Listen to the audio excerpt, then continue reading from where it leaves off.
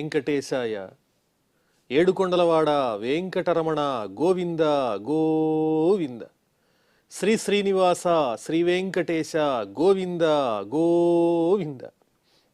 కలియుగ ప్రత్యక్ష దైవం శ్రీనివాస పరబ్రహ్మ అనుగ్రహ విశేషంతో శ్రీమద్భాగవతంలో దశమస్కంధంలోని విశేషాలు యథాశక్తి తెలుసుకుంటూ ఉన్నాం. నారాయణం నమస్కృత్య నరం చైవ నరోత్తమం దేవీం సరస్వతీం వ్యాసం తతో జయముదీరయేత్. శుకయోగీంద్రుల వారు పరీక్షిన్ మహారాజునకు శ్రీకృష్ణస్వామి దివ్య లీలా విశేషాలను వర్ణించి చెబుతూ ఉన్నారు. శ్రీకృష్ణ పరమాత్మ గోవర్ధనగిరిని, గోవులను, బ్రాహ్మణోత్తములను పూజించాలి. మన జీవనానికి ప్రధానమైనది ఏదైతే ఉందో, వృత్తి మనని రక్షించేది ఏదైతే ఉందో అదే మనకు దైవము, కర్మయే దైవము అని నందాదులతో పెద్దలతో చెప్పారు. ఆ చెప్పినటువంటి మాటలు అందరూ అంగీకరించారు. ఉపహృత్య బలీన్ సర్వాన్ ఆదృతా యవసంగవాం గోధనాని పురస్కృత్య గిరిం చక్రు ప్రదక్షిణం. శ్రీకృష్ణస్వామి చెప్పిన విధంగానే ధూపదీప నైవేద్యాలతో చక్కగా గోవర్ధనగిరిని పూజించారు. అదేవిధంగా భక్ష్యాలన్నీ కూడా నివేదన చేశారు. గోవులన్నింటికీ అందమైనటువంటి చక్కని లేతనైన పచ్చికను ఆహారంగా ఇచ్చి వాటిల్ని పూజించారు. గోవర్ధన పర్వతం చుట్టూ ప్రదక్షిణం చేస్తున్నారు. గోవులను ముందుంచుకుని బ్రాహ్మణోత్తముల్ని గౌరవించారు. అనాంస్యనడుద్యుక్తాని తే చారుహ్య స్వలంకృతాః గోప్యశ్చ కృష్ణవీర్యాణి గాయంత్యః సద్విజాశిషః. ఎద్దులు కట్టబడినటువంటి బళ్ళ మీద అధిరోహించి గోపికలు చక్కగా ఆ శ్రీకృష్ణస్వామి దివ్య లీలలను వర్ణిస్తూ పాటలు పాడుతూ ఉన్నారు ఆనందంతో. అదేవిధంగా గోపాలకులందరూ వేద పండితులను పూజించి వారి దగ్గర ఆశీర్వచనాన్ని స్వీకరించారు. కృష్ణస్త్వన్యతమం రూపం గోప విశ్రంభణం గతః శైలోస్మీతి బ్రువన్ భూరి బలిమాదద్బృహద్వపుః. ఆ తరువాత శ్రీకృష్ణ స్వామి గోపాలకులందరిలో ఒక చక్కని విశ్వాసాన్ని కలిగించటం కోసం, ఆనందం కలిగించటం కోసం ఒక లీలను ప్రదర్శిస్తూ ఉన్నారు. ఒక పెద్ద రూపాన్ని ఆ శ్రీకృష్ణ స్వామి ధరించి గోవర్ధన పర్వతాన్ని అధిరోహించారు. అలాగే గోపబాలకులతో కూడా శ్రీకృష్ణ స్వామి పక్కనే ఉన్నారు. మరో రూపమేమో గోవర్ధన పర్వతం దగ్గర కనిపిస్తోంది. అక్కడ నేనే గోవర్ధన పర్వతాన్ని అని చెబుతూ శ్రీకృష్ణ స్వామి ఒక దివ్య రూపాన్ని ధరించి గోవర్ధనగిరిని అధిరోహించి కనిపిస్తున్నారు. ఈ గోపాలకులందరూ కూడా ఆ గోవర్ధన పర్వతాన్ని ప్రత్యక్షంగా చూచినటువంటి అనుభూతి, గోవర్ధనుణ్ణి పూజించినటువంటి చక్కని పుణ్యము వారికి కలగటం కోసం శ్రీకృష్ణుల వారి దివ్యమైన లీలను ప్రదర్శిస్తున్నారు.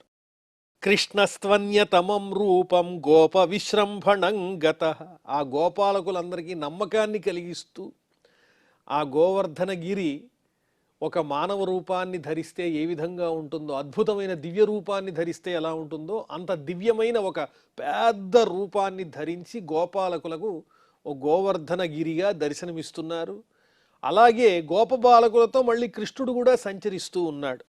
శైలోస్మీతి బ్రువన్ భూరి బలిమాదద్బృహద్వపు. నేనే గోవర్ధన పర్వతాన్ని అని చెబుతూ గోవర్ధన పర్వతం ఒక రూపం ధరిస్తే ఎలా ఉంటుందో అలాంటి రూపాన్ని కృష్ణస్వామి ధరించి ఈ గోపాలకులు నైవేద్యంగా ఉంచినటువంటి సమస్తమైన భక్ష్యాలన్నింటినీ, నివేదన చేసినటువంటి పదార్థాలన్నింటినీ భక్షించారు. ఆ గోపాలకులకు ఆనందాన్ని కలిగించటం కోసం, నమ్మకం కలిగించటం కోసం. తస్మై నమో వ్రజజనైః సహచక్రే ఆత్మనాత్మనే అహో పశ్యత శైలోసౌ రూపీనో అనుగ్రహం యథాత్. గోపబాలకులతో ఆ గోకులంలో ఉండేటువంటి వాళ్ళందరితో కలిసి శ్రీకృష్ణుడు కూడా ఎదురుకుండా గోవర్ధనగిరి రూపంలో కనిపిస్తున్నటువంటి తననే నమస్కరించుకుంటూ ఉన్నారు. గోపాలకులతో పాటు వాళ్ళందరితో తాను కూడా ఆ గోవర్ధనగిరి రూపాన్ని ధరించినటువంటి తననే నమస్కారం చేసుకుంటూ ఉన్నారు. అదిగో ఆయనే గోవర్ధనుడు, ఆయనే గోవర్ధన పర్వతము రూపాన్ని ధరించి వచ్చాడు చూడండి, మనల్ని అనుగ్రహించడానికే వచ్చాడు అని ఆ గోపాలకులందరికీ, అక్కడున్న గోపికలకు, తదితర పెద్దలకు అందరికీ చెబుతున్నారు. నిజానికి ఆ గోవర్ధనగిరి రూపాన్ని కూడా ధరించింది శ్రీకృష్ణ పరమాత్మే. ఒక దివ్యమైన రూపంతో గోవర్ధనగిరి అనే పేరుతో ఒక చక్కని అద్భుతమైన రూపాన్ని ధరించి కనిపిస్తున్నారు. ఏషోవజానతో మర్త్యాన్ కామరూపీ వనౌకసః హంతి హ్యస్మై నమస్యామః శర్మణే ఆత్మనోగవా. ఎవరైనా సరే ఈ గోవర్ధనగిరిని అవమానించినట్లయితే తప్పనిసరిగా ఆయన ఆగ్రహిస్తాడు. ఈ గోవర్ధనగిరి కామరూపము కలిగినది, కోరిన రూపాన్ని ధరించేటువంటి శక్తి ఈ గోవర్ధనగిరికి ఉన్నది. కాబట్టి ఈ అరణ్యంలో తిరిగేటువంటి మనందరికీ కూడా క్షేమం కలిగించాలనంటే ఈ గోవర్ధనగిరి వల్లనే అవుతుంది. ఆయన అవమానిస్తే మాత్రం ఆయన తప్పకుండా శిక్షిస్తారు. మన గోవులకు మనకు మేలు జరగటం కోసం మనం ఈ గోవర్ధనగిరికి నమస్కారం చేద్దాము అని శ్రీకృష్ణ స్వామి అందరితో చెబుతున్నారు. ఇత్యద్రిగో ద్విజమఖం వాసుదేవ ప్రణోదితాః యథా విధాయ తే గోపాః సహ కృష్ణావ్రజం యయుః. ఈ విధంగా కృష్ణస్వామి చెప్పినట్లుగానే ఆ గోపాలకులు గాని గోపికలు గాని నందకులంలో ఉండేటువంటి సమస్తమైన జనులు గోవర్ధనగిరిని పూజించారు. అలాగే బ్రాహ్మణోత్తముల్ని పూజించారు, గోవులను పూజించారు, గోవర్ధనగిరికి ప్రదక్షిణం చేశారు. ఇదంతా జరిపిన తరువాత మళ్ళీ తమ తమ నివాసాలకు ఆ బృందావనం సమీపంలో ఉన్నటువంటి తమ నందవ్రజానికి తిరిగి వచ్చేశారు. ఇక్కడితో మనం దశమస్కంధంలో 24వ అధ్యాయాన్ని పరిపూర్ణం చేసుకున్నాం. ఇప్పుడు 25వ అధ్యాయంలో ప్రవేశిస్తున్నాం.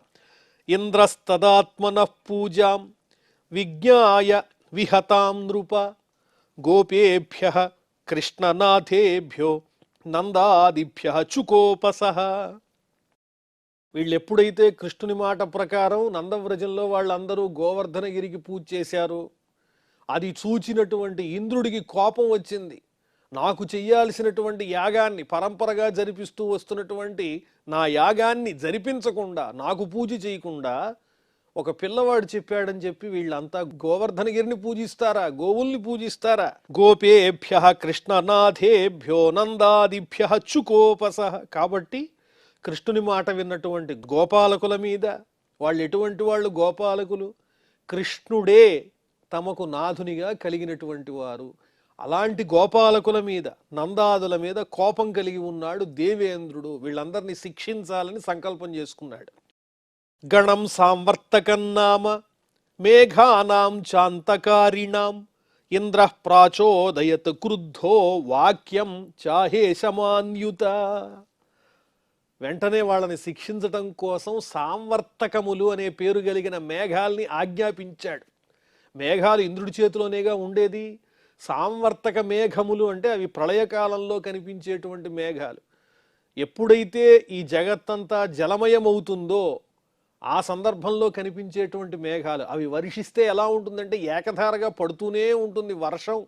ఆ ప్రళయం వచ్చేంత వరకు పడుతూనే ఉంటుంది, ఇక ఆగటం అంటూ ఉండదు. అంత దారుణమైనటువంటి జలాన్ని వర్షించే మేఘాలను ఆజ్ఞాపిస్తూ ఉన్నాడు. సాంవర్తకం నామ మేఘానాంచ అంతకారిణం. ప్రళయాన్ని సృష్టించేటువంటి మేఘాల్ని పిలిచి కోపంగా ఆజ్ఞాపిస్తున్నాడు. ఏమనుకుంటున్నాడు ఇంద్రుడు అంటే తనని తాను ప్రభువుగా భావన చేస్తున్నాడు. అంతా నా చేతిలోనే ఉంది, నేనే పాలకుణ్ణి అని భావన చేస్తున్నాడు. ఈశమా అని తనని తాను ప్రభువుగా భావించేటువంటి వాడు. అహో శ్రీమదమాహాత్మ్యం గోపానాం కాననౌకసాం కృష్ణం మర్త్యముపాశ్రిత్య ఏ చక్రుహు దేవహేళనం. ఆహా, ఈ గోపాలకులకు ఎంత అహంకారం! ఇదంతా ఐశ్వర్యం వల్ల కలిగినటువంటి అహంకారమే. కాస్త సంపదలు కనిపిస్తూ ఉండేసరికి వీళ్ళకి కన్ను మిన్ను కానకుండా ఉన్నారు. ఇంద్రుడైనటువంటి నన్నే లెక్క చెయ్యరుగా, కాబట్టి వీళ్ళకి తగినటువంటి శిక్ష వేయవలసిందే. అరణ్యాల్లో నివసించేటువంటి వాళ్ళకి ఇంత అహంభావమా?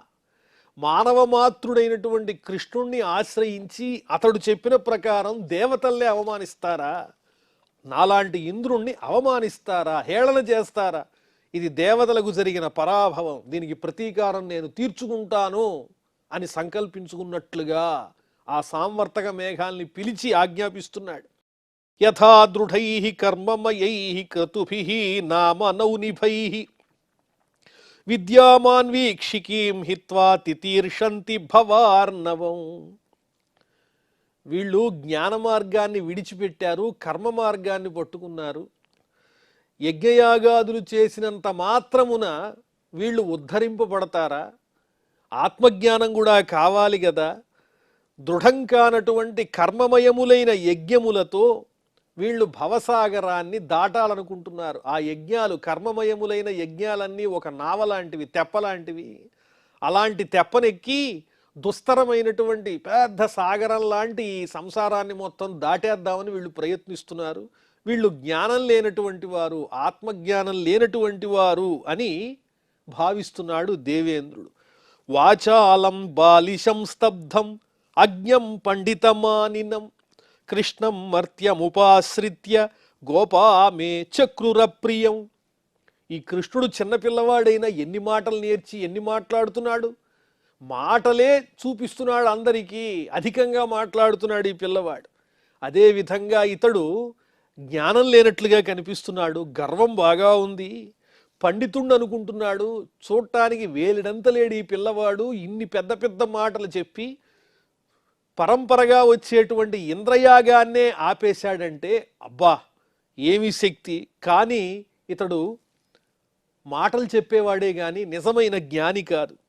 అతడు మానవమాత్రుడే కృష్ణుడు. అలాంటి మానవమాత్రుడైన కృష్ణుని యొక్క మాటలు విని నాకు ఇష్టం లేని పని చేశారు ఈ గోపాలకులంతా, నా యజ్ఞం చేయటం మానేశారు, కాబట్టి వీళ్ళని నేను శిక్షిస్తాననుకుంటున్నాడు ఇంద్రుడు.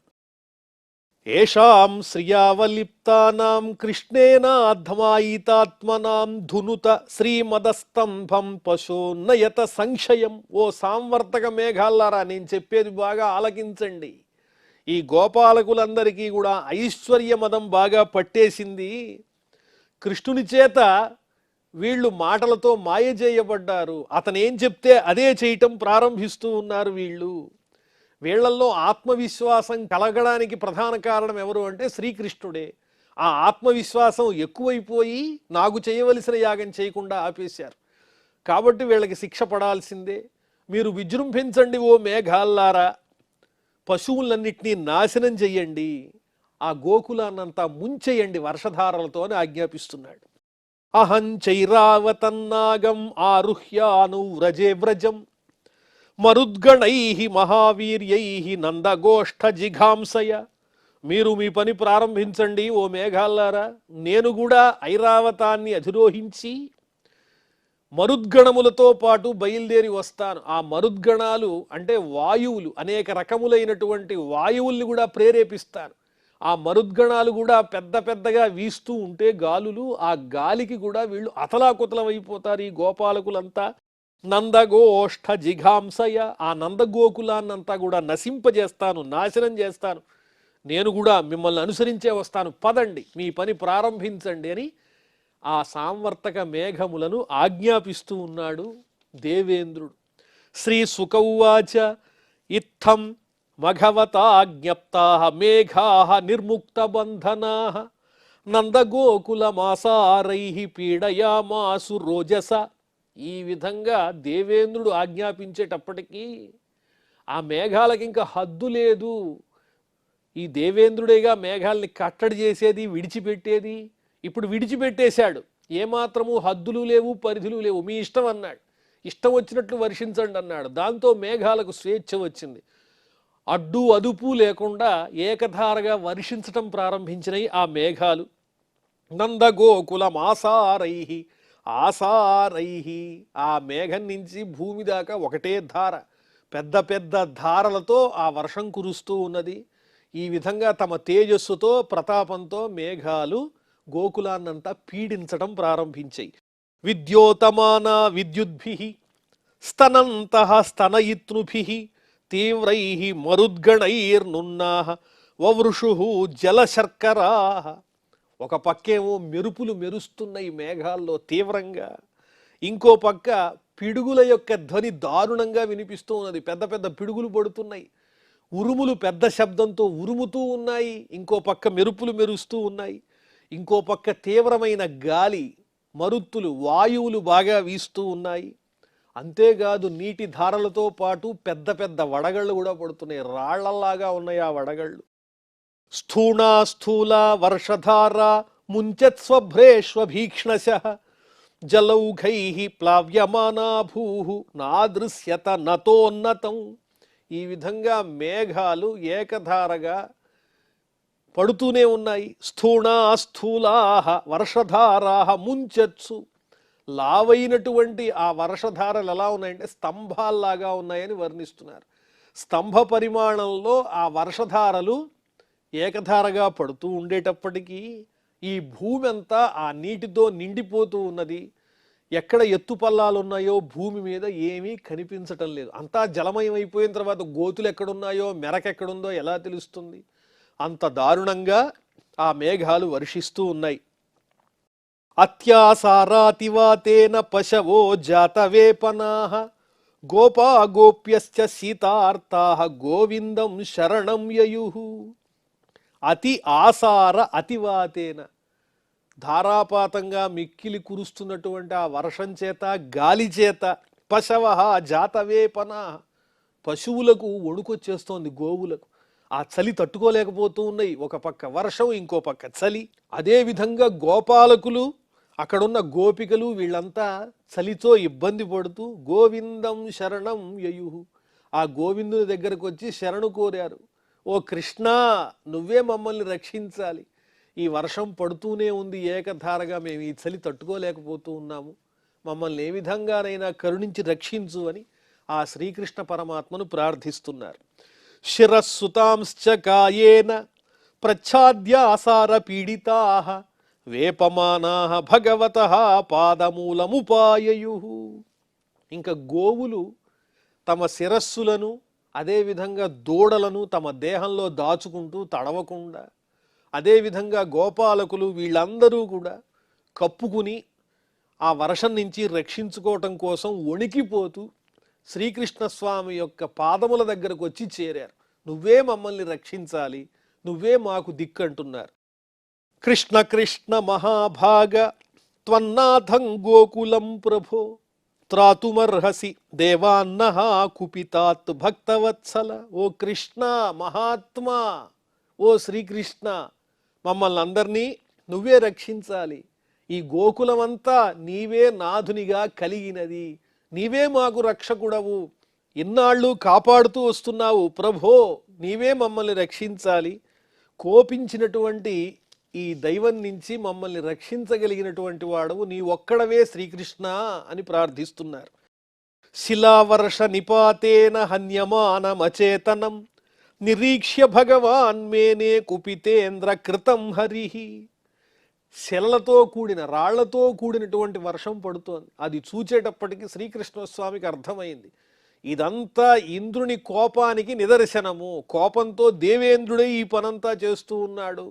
ఈ గోకులమంతా ఆ ఇంద్రుని యొక్క కోపానికి గురయ్యింది, ఏమీ చెయ్యలేని పరిస్థితిలో ఉన్నది, అచేతనంగా మారిపోయింది అని తెలుసుకున్నటువంటి ఆ శ్రీకృష్ణుడు అపర్త్వత్యుల్బణం వర్షం అతివాతం శిలామయం స్వయాగే విహతే స్మాభి ఇంద్రో నాశాయ వర్షతి.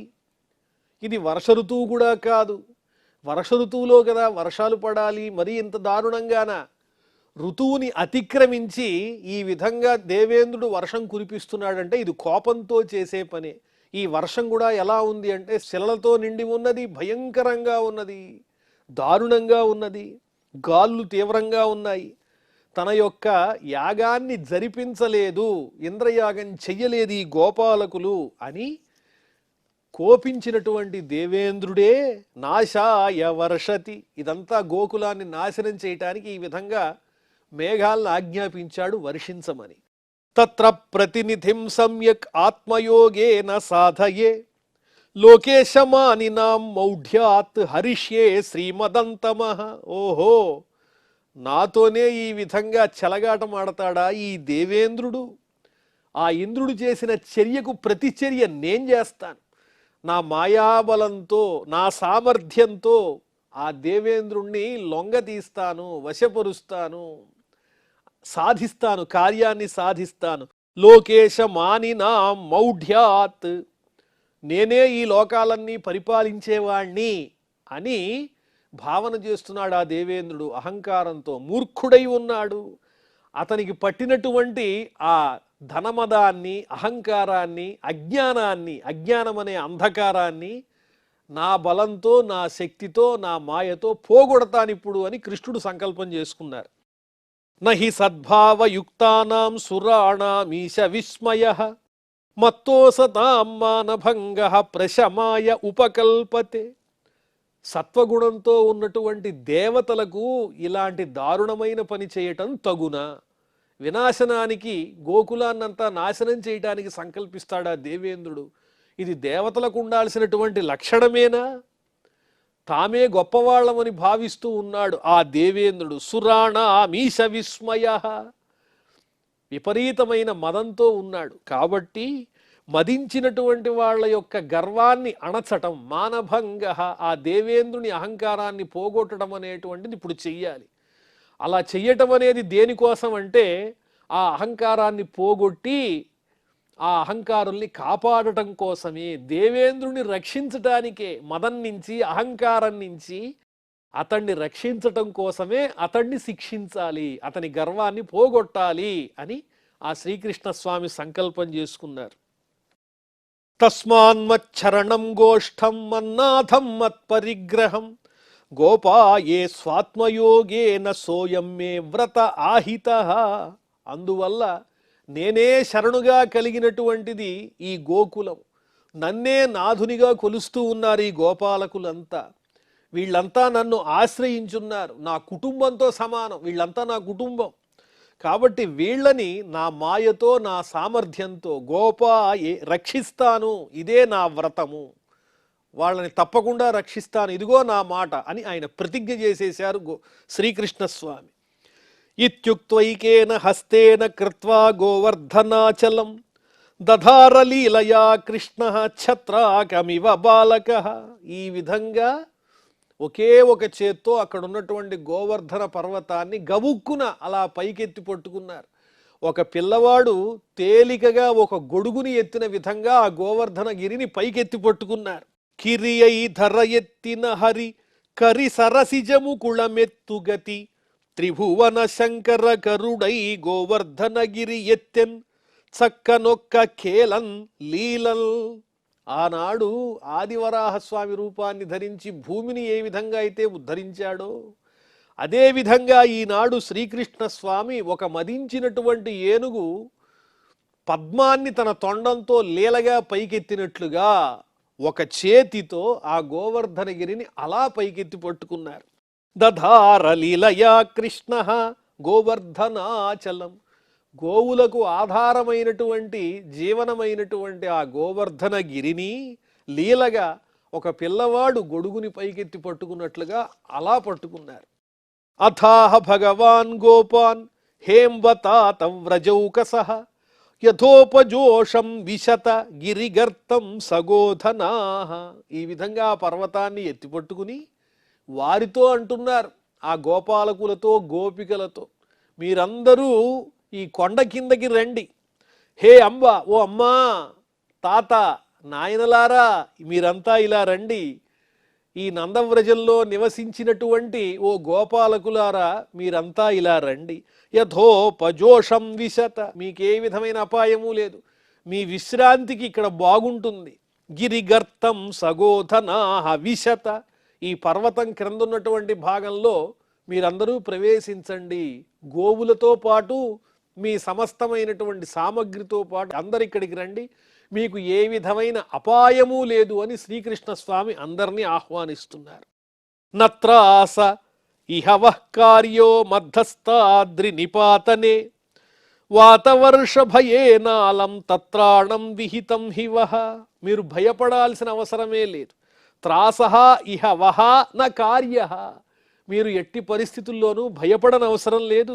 మధ్యస్థాద్రి నిపాతనే, నా చేతి నుంచి ఈ పర్వతం కింద పడిపోతుందేమో అని మీరు భయపడనవసరం లేదు. వాతవర్ష భయేన అలం, గాలి వస్తోంది, వర్షం పడుతోంది అని భయపడక్కర్లేదు. తత్రాణం విహితం హివహ, ఆ వర్షం నుంచి గాలి నుంచి నేను మీకు రక్షణ ఏర్పాటు చేస్తున్నాను. పిల్లవాడు కదా, పర్వతాన్ని చేత్తో పట్టుకున్నాడు, పడేస్తాడేమో అని మీరు భయపడనవసరం లేదు. హాయిగా వచ్చి ఇక్కడ విశ్రాంతి తీసుకోండి, మీకే ఇబ్బంది లేదు అని ఆ శ్రీకృష్ణ స్వామి ఆ గోపాలకులను, నందవ్రజంలో ఉన్న వాళ్ళందరినీ ఆ పర్వతం కిందకి ఆహ్వానిస్తూ ఉన్నారు. మరి ఆ తరువాత ఏం జరిగిందో మనం మళ్ళీ తెలుసుకుందాం.